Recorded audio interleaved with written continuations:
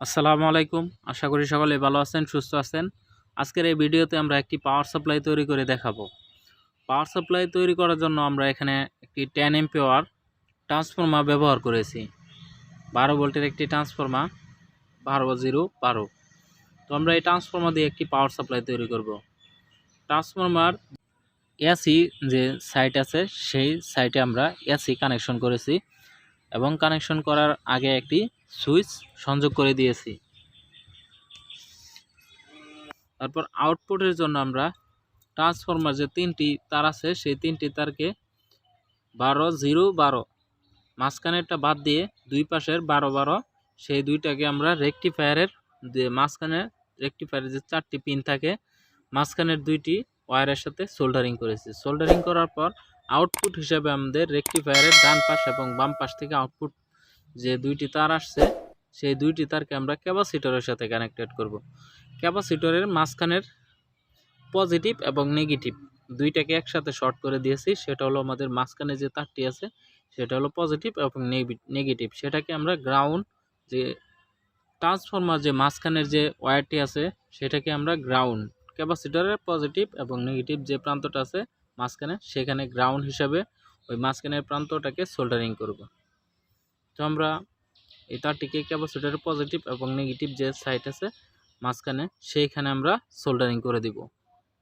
সুন্দরভাবে সোল্ডারিং করব, যেহেতু এখানে 10 এম্পিয়ার একটা ব্যাপার আছে, কোনো লুজ কানেকশন হলে অবশ্যই সমস্যা হতে পারে।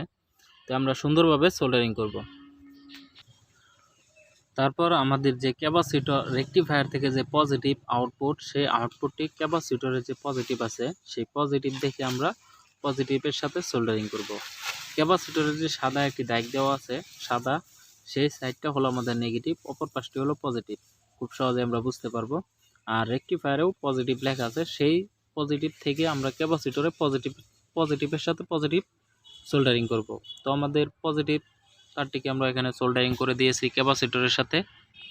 তারপর আমাদের যে নেগেটিভ তারটি আছে সেই নেগেটিভ তারটিকে আমরা রেকটিফায়ারের যে নেগেটিভ লেখা আছে সেখান থেকে আমরা নেগেটিভ তারটিকে ক্যাপাসিটরের যে নেগেটিভ আছে সেই নেগেটিভ সাইডে নেগেটিভ তারটিকে সোল্ডারিং করব। আমার সোল্ডারিংয়ের কাজটি শেষ। এখন এখান থেকে আমাদের আউটপুট নিতে হবে। সেই আউটপুটটাকে আমরা রেগুলেট হিসেবে ব্যবহার করব। কিভাবে রেগুলেটিং করতে হয় তার জন্য আমি আগের ভিডিওতে একটি ভোল্টেজ রেগুলেটর তৈরি করে দেখিয়েছিলাম। 4টি মসফেট দিয়ে একটি ভোল্টেজ রেগুলেটর তৈরি করেছি। রেগুলেটরটি আমি কিভাবে তৈরি করেছি তার লিঙ্কটি আমি অবশ্যই আমার ডিসক্রিপশন বক্সে দিয়ে দিব। আপনারা সেই ভিডিওটি দেখে এই ভোল্টেজ রেগুলেটরটি তৈরি করে নেবেন। তারপর ভোল্টেজ রেগুলেটর এখান থেকে আউটপুট নেওয়ার জন্য আমাদের এখানে রেগুলেটিং যে নেগেটিভ তারটি আছে এবং পজিটিভ ইনপুট যে তারটি আছে সেখানে আমরা ক্যাপাসিটরের যে নেগেটিভ আছে নেগেটিভের সাথে আমরা নেগেটিভ তারটিকে সুন্দরভাবে সোল্ডারিং করব।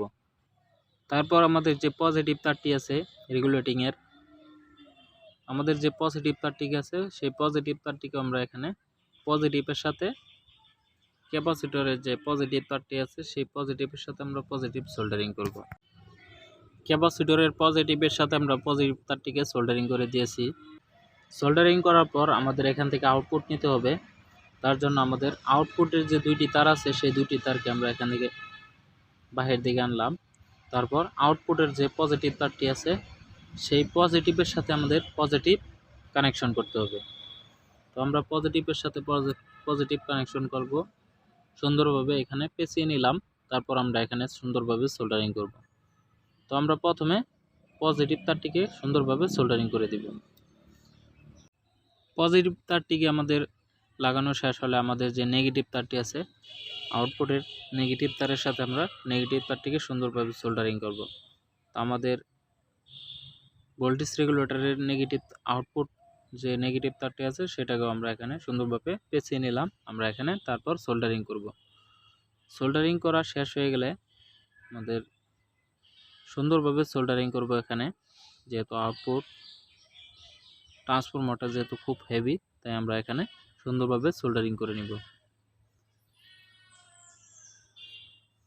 আমাদের নেগেটিভ তারটিকে সুন্দরভাবে সোল্ডারিং করা হয়ে গেছে। আমাদের যে পজিটিভ তারটিকে আছে সেই তারটিকেও আমরা সুন্দরভাবে সোল্ডারিং করব। এখন একটি মাল্টিমিটারের সাহায্যে দেখব কেমন আউটপুট দেয়। তার জন্য আমরা নেগেটিভের সাথে নেগেটিভ এবং পজিটিভের সাথে পজিটিভ সংযোগ করলাম।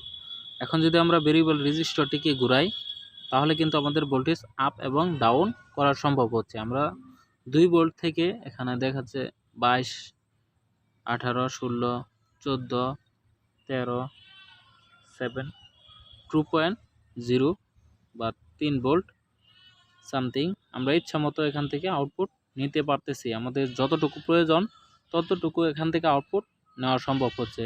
শুধুমাত্র একটি মাত্র ভোল্টেজ রেগুলেটর, 4টি মসফেট দিয়ে একটি ভোল্টেজ রেগুলেটর তৈরি করেছিলাম, সেটা দিয়ে এখানে আউটপুট নেওয়া সম্ভব হচ্ছে ইচ্ছা মতো। তো আমরা ভেরিয়েবল রেজিস্টরটিকে এখানে সুন্দরভাবে বসানোর জন্য আমরা এখানে একটি ছিদ্র করে নিয়েছি ড্রিল মেশিন দিয়ে। তারপর ভেরিয়েবল রেজিস্টরটিকে এখানে সুন্দরভাবে বসিয়ে দিলাম। বসিয়ে দেওয়ার পর সেই স্ক্রুটিকে সুন্দরভাবে এখানে লাগিয়ে দিয়েছি। আমরা ইন্ডিকেটর হিসেবে আমরা একটি ছোট একটি এলইডি ব্যবহার করব। সেই এলইডির যে 2টি তার আছে পজিটিভ এবং নেগেটিভ, সেখানে একটি 10 কিলো ওহম বা 5 কিলো ওহমসের একটি রেজিস্টর দিয়ে আমরা এলইডির সাথে আমার যে ইনপুট আছে 35 ভোল্ট বা 22 ভোল্টের যে ক্যাপাসিটর থেকে আউটপুট হচ্ছে, সেই আউটপুটের সাথে আমাদের ইন্ডিকেটরের লাইটটিকে সংযোগ করব। আমাদের ইন্ডিকেটরের তারটিকে সংযোগ করার পর আমাদের এখানে ভোল্ট মিটারের একটি সংযোগ আছে, পজিটিভ এবং নেগেটিভ। ভোল্ট মিটারেও সংযোগ দিতে হবে, কারণ আমরা যখন ভেরিয়েবল রেজিস্টরটাকে ঘোরাবো তখন আমাদের আউটপুটটা কত ভোল্টে আছে, কত ভোল্টে মিটার পাওয়ার সাপ্লাইটি সেট করা শেষ সেটাও দেখা যাবে। তো আমরা ক্যাপাসিটরের নিচে কিছু গ্লোগানের আঠা দিয়ে দিলাম।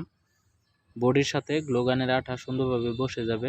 গ্লোগানের আঠা দিয়ে ক্যাপাসিটরটাকে সুন্দরভাবে এখানে বসিয়ে দেব। ক্যাপাসিটরটাকে সুন্দরভাবে এখানে বসিয়ে দিলাম। বসিয়ে দেওয়ার পর আমাদের যে ভোল্ট মিটারের যে ইনপুট আছে এবং আউটপুটের তারটিকে আমরা সেখানে আউটপুটে সোল্ডারিং করব এবং পজিটিভ এবং নেগেটিভ তারটিকেও সোল্ডারিং করে দিয়েছি,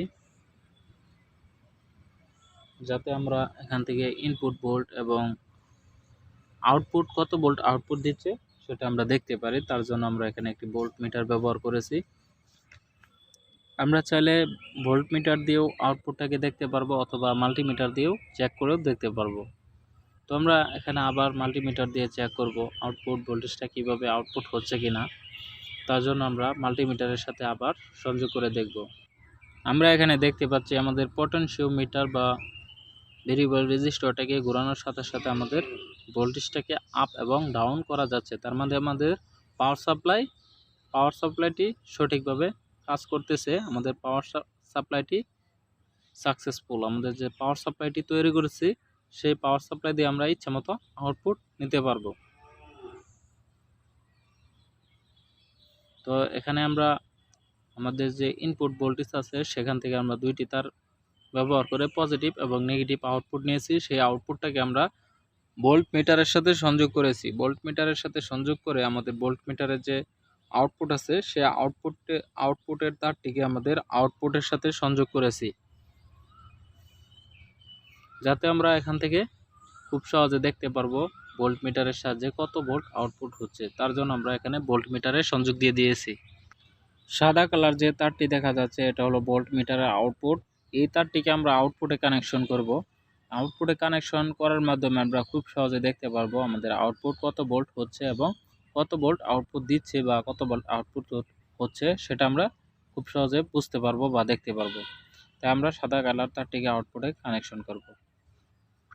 আমরা পাওয়ার দিয়ে দেখব আমাদের ভোল্ট মিটারে ভোল্ট শো করে কিনা। তার জন্য আবার পাওয়ার দিয়ে ভোল্ট মিটারটাকে দেখব। তার জন্য আমি পাওয়ার দিয়ে দিলাম। পাওয়ার দেওয়ার পর আমাদের ভোল্ট মিটারে শো করতেছে আমাদের কত ভোল্ট আউটপুট হচ্ছে, সেই ভোল্টেজটাকে আমরা খুব সহজে দেখতে পারতেছি। 3 ভোল্ট, 4 ভোল্ট, 5 ভোল্ট, 7, 8, 9, 10।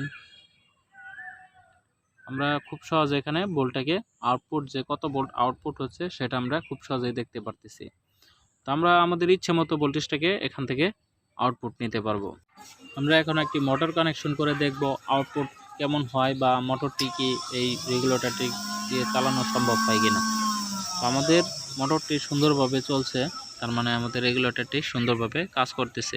আমরা যদি আবারও রেগুলেটরটিকে অন করি, পটেনশিওমিটারটিকে ঘুরাই,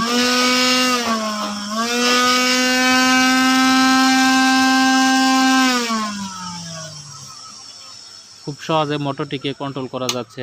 আমরা চাইলে এটাকে টেবিল ফ্যান হিসাবে এই রেগুলেটরটিকে ব্যবহার করতে পারবো। আজকের ভিডিওটি এই পর্যন্তই। ভিডিওটি যদি আপনার ভালো লেগে থাকে অবশ্যই চ্যানেলটিকে সাবস্ক্রাইব করবেন এবং একটি লাইক একটি কমেন্ট করবেন। সকলেই ভালো থাকবেন, সুস্থ থাকবেন। ধন্যবাদ সকলকে।